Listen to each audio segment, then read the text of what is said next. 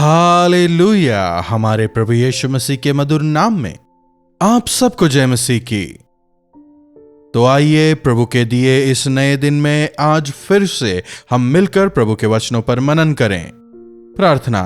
महापवित्र पिता परमेश्वर, प्रभु हमारे साथ आए, आज दिन भर आपका सानिध्य हमारे साथ हो, हमें सामर्थ्य दें, तसल्ली दें। यीशु के नाम से प्रार्थना मांगते हैं, आमीन। कैसे हैं आप लोग? क्या कहें पादरी साहब, कभी कुछ ठीक होता है तो कभी कुछ दोबारा खराब। कुछ ना कुछ मन को बाधित करता ही रहता है। कभी कभी लगता है मैं जी ही क्यों रहा हूं, कुछ भी हासिल नहीं कर पा रहा, सफल नहीं हो पा रहा। एक तरह की घबराहट, एक तरह का एंग्शियसनेस हमेशा मन में रहता है। कई लोग ऐसा कहते हैं, हो सकता है शायद आप भी उनमें से एक हों। एक सर्वे के अनुसार अगर देखा जाए, अमेरिका में हर 20 में से एक व्यक्ति डिप्रेशन का ट्रीटमेंट ले रहा है, टैबलेट्स ले रहे हैं। मन ठीक नहीं है, दवाइयां ले रहे हैं। दरअसल मानसिक बीमारी के लिए कोई भी दवाई नहीं है, लेकिन फिर भी अगर हमें किसी प्रकार का डिप्रेशन या एंग्जाइटी कुछ होती है, डॉक्टर के पास जाते हैं, डॉक्टर दवाई देता है। क्या है वो दवाई? Sleeping pills. क्या नींद की दवाई खाकर सो जाने से हमारे मन का दर्द ठीक हो जाएगा? सोकर उठने के साथ ही दोबारा वही सोच। दरअसल मनुष्यों को यह चिंताएं क्यों होती हैं? हम में से कईयों को लगता है कि यह परेशानियां, यह तकलीफें, यह दुख केवल मुझे ही है, बाकी सब ठीक है। लेकिन अगर कहा जाए तो हर एक इंसान, हो सकता है वो कंटिन्यूअसली ना हो, किसी न किसी समय थक जाता है, डिस्करेज हो जाता है। कहते हैं ना, आज मूड ठीक नहीं है, मूड ऑफ हो गया है, आज मन ठीक नहीं है। हर एक इंसान, जी हां। अगर कई बार जब हम डॉक्टर के पास जाते हैं, डॉक्टर कहता है कॉमन फीवर है, कॉमन कोल्ड है, बारिश का मौसम है इसीलिए सर्दी जुकाम हो रहा है, या यह सीजन इस प्रकार का है इसीलिए वायरल वगैरह होते रहते हैं, यह नॉर्मल बात है, इस दौरान बुखार होंगे ही। इसी प्रकार कई लोगों में यह डिप्रेशन जो है आता जाता रहता है। अगर इतना ही हो तो फिर भी चलेगा, है कि नहीं? लेकिन उस दौरान रिलीफ पाने के लिए हमें किसी दवाई वगैरह की जरूरत नहीं, लेकिन अगर प्रभु की ओर फिरें, अगर प्रभु से हम प्रार्थना करें, प्रभु जो शांति देते हैं उस शांति को अगर हम पाएं तो हमेशा उससे बचाए जाएंगे। मतलब अब बार बार हमें उससे गुजरने की जरूरत नहीं, बिना किसी निराशा के हम जीने पाएंगे। 42वें भजन की 11वीं आयत में दाऊद कह रहा है, हे मेरे प्राण तू क्यों गिरा जाता है, तू अंदर ही अंदर क्यों व्याकुल है। हे मेरे प्राण तू क्यों गिरा जाता है, तू अंदर ही अंदर क्यों व्याकुल है। देख रहे हैं यहां भी व्याकुलता, एंग्शियसनेस, लो इन स्पिरिट। मतलब उस दौरान आप चुस्त नहीं रहेंगे, एकदम नीरस रहेंगे, मानो कुछ खो दिया हो, ऐसी एक फीलिंग। क्या आपने अनुभव किया है? अच्छा, ये डिप्रेशन आने का कारण क्या होता है? कई बार हम हमारी सोच को नियंत्रित नहीं कर पाते, प्रभु की ओर अपनी नजरों को हम उठा नहीं पाते। जब हम अपनी ओर देखते हैं तो निरुत्साहित ही होंगे। अगर हमें उत्साह चाहिए, अगर प्रोत्साहन चाहिए तो प्रभु यीशु की ओर देखना होगा। हमें यह इंफीरियरिटी कॉम्प्लेक्स हो जाता है, हम ठीक नहीं हैं, हम अच्छे नहीं हैं, हमसे यह नहीं हो पा रहा है, हम इतनी मेहनत करते हैं लेकिन उसका फल नहीं मिलता, कितनी ही मेहनत कर लें लोग हमारा सम्मान नहीं करते। इस प्रकार की एक फीलिंग परिवारों में अगर देखा जाए, विशेषकर पिता मां की तो प्रशंसा हमेशा होती है, लेकिन पिताओं को प्रशंसा मिलना काफी कठिन होता है, उनकी प्रशंसा नहीं होती। क्या किया मेरे पिता ने, यही कहने वाले ज्यादा होंगे। है कि नहीं? उस पिता का हृदय कितना दुखित होगा जानते हैं?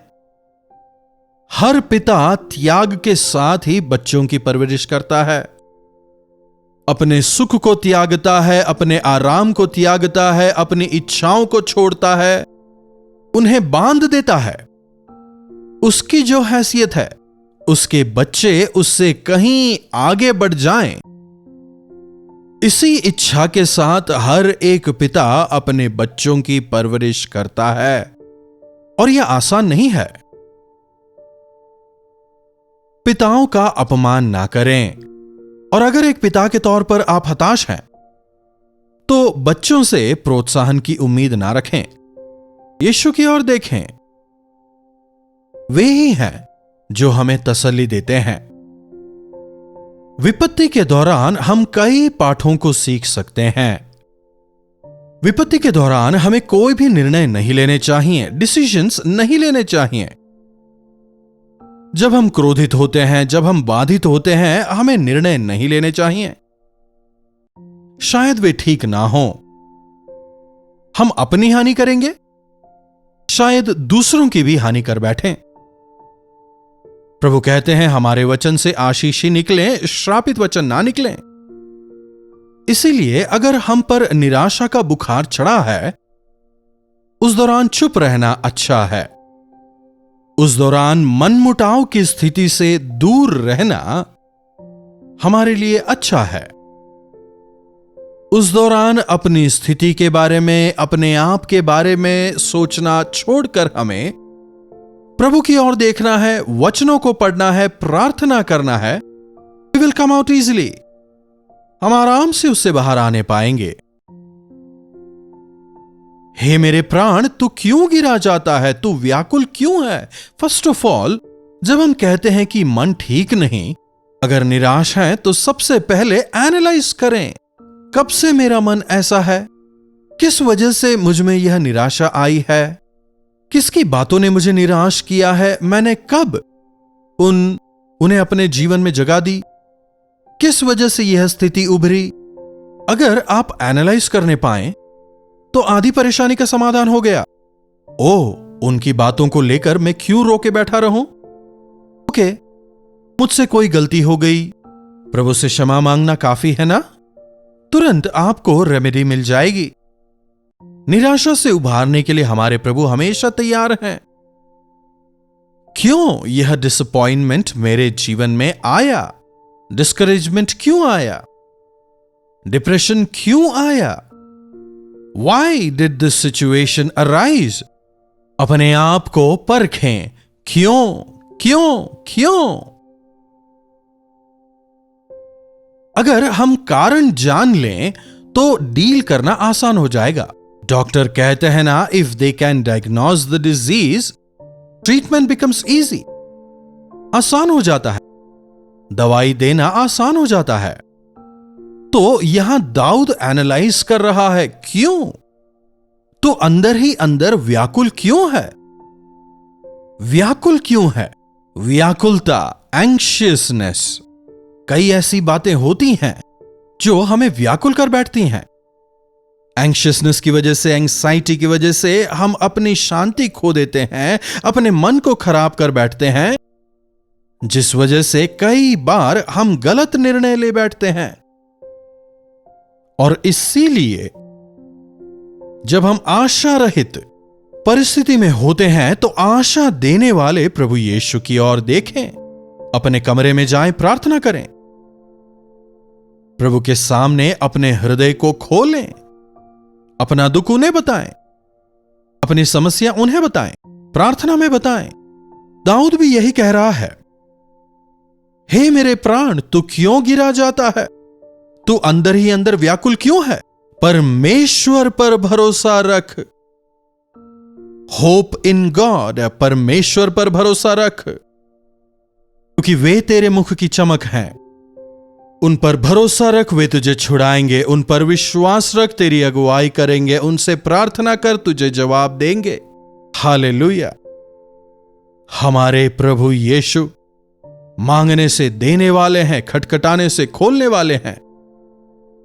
जब आप गिर जाते हैं, आपको उठाते हैं, संसार में जीने के दौरान हताशाएं आएंगी।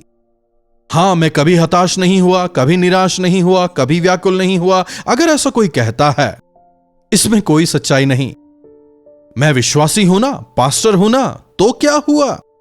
हो तो इंसान ही ना, इसी संसार में जी रहे हैं ना, हैं तो इसी मिट्टी की देह में, इस आशा रहित संसार ही में तो जीवन बिता रहे हैं।